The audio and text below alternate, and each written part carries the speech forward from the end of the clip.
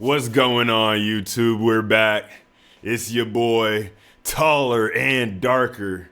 And we got another video. Today, we're going to be talking about something a little bit different. Now, we hit Ye.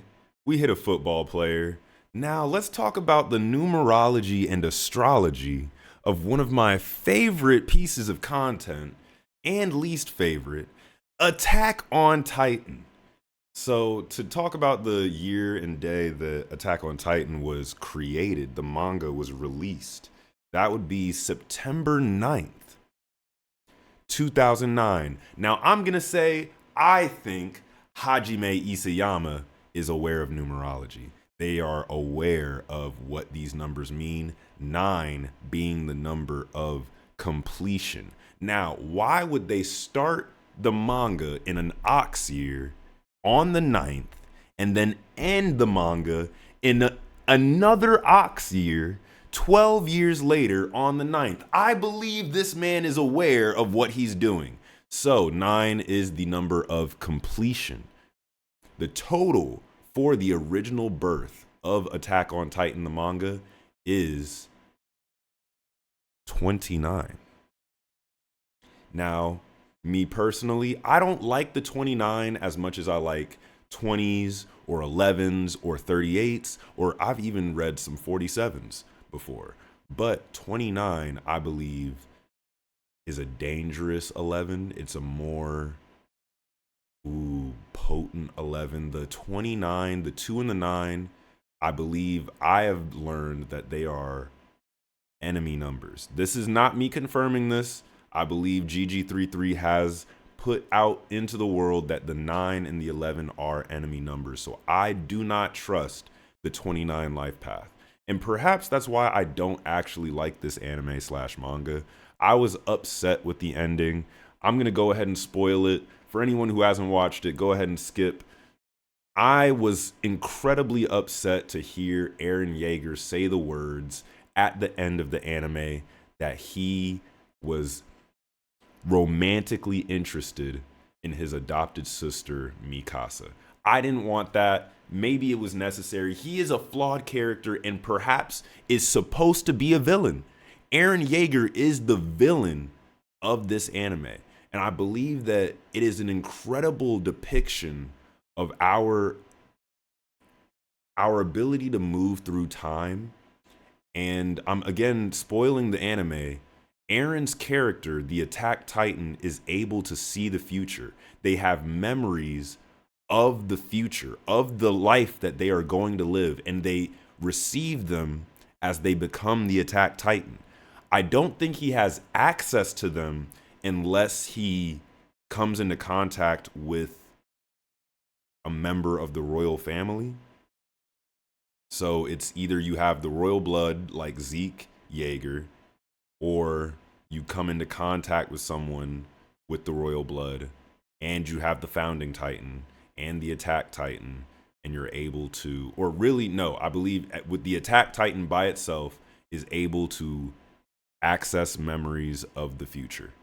So all of his past lives led up to Eren destroying and ending the age of the Titans, but also by killing 80% of the world. Now, the Master Visionary, that's a powerful day for the manga to start. Let's get to Eren's life path, because that's on the screen right now. March 30th, 835. So I assume this is Earth, but this man had to choose the day that he was born. And that is a 7-year. I couldn't tell you if there's a Chinese zodiac in this world, or if that would align with the, current timeline of Chinese zodiac. So I'm not even going to go that far into it.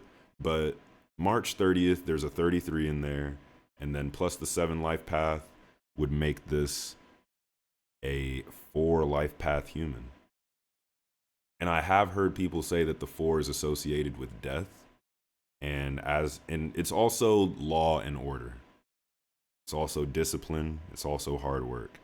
So I believe Eren, his ultimate life path was to work, was to get everything out the mud. And he did that. He worked harder than anyone I've seen in the anime.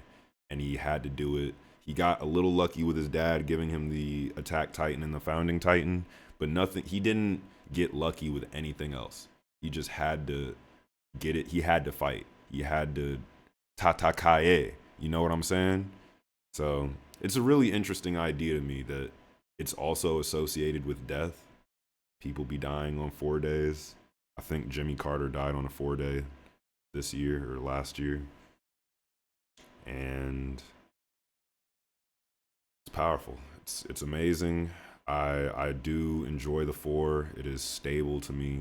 I enjoy the 4 life paths that I know. They're usually good people, despite the fact that they might also be cops. But yeah, Eren was a 4 life path, born on the 30th, making him a good communicator. I don't know if that applies here, but yeah, I think Hajime is aware of what he's doing. Let's get his life path number real quick and we'll end the video. If you want a reading, go ahead and hit the link in the description. I offer numerology and Eastern astrology readings based on the knowledge that I've gained from the internet, GG33, and my own personal experiences as an 11 life path. Hajime Isayama was born on the 29th, that's 11. In 1986, that's a tiger year. Let's add it all up. We got a 7 life path. I do like my 7 life path people, so I can appreciate your intelligence. That is the genius loner, possibly the smartest life path out there. Some people think the 33 might be smarter. I think it depends on life experiences. The 7 is very spiritual, quite tapped in, and yeah, the total would be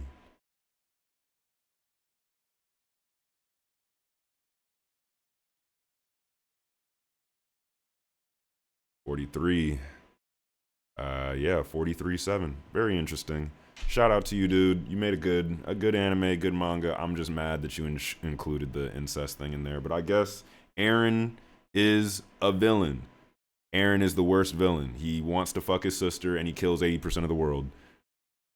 Genius. All right, on to the next. Thank you for completing that. I'm talking about this because I watched the movie Attack on Titan, The Last Attack, just last night. And the funny thing was, the ticket that I bought online sent me to the wrong theater. So I was super late, missed probably like the first 30 minutes of the movie maybe. And I was the movie theater was 14, but the number on my ticket was 13. So I was running around, confused, hopped in there. The funny thing about this movie, and Hajime, I don't know what the fuck was going on with this audience. Not one person in my movie theater clapped at the end of the movie. I was the only person who gave a single clap. Wow, not that. I gave one clap at the end of the movie. I wish I had actually but I was a little